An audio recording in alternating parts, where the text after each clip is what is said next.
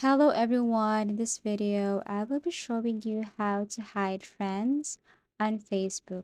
So this is a very easy and quick tutorial. All you have to do is to launch your Facebook application and make sure that you're using the latest version of this application. So the first step is to simply tap these three lines at the top right corner and then click this gear icon here or settings. Now you just have to tap this search bar and then kindly type friends. Okay, so you have to type friends and then you have to tap this. Who can see your friends list? Okay, tap this one. Now you can see here who can see your friends list, and as you can see, it's public.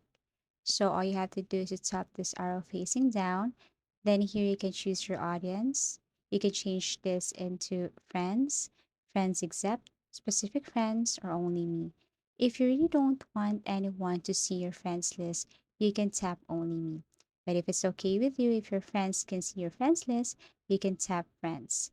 So remember your friends control who can see their friendships on their own timelines. If people can see your friendship on another timeline, they'll be able to see it in newsfeed. Actually, you can read this one to know more about the settings.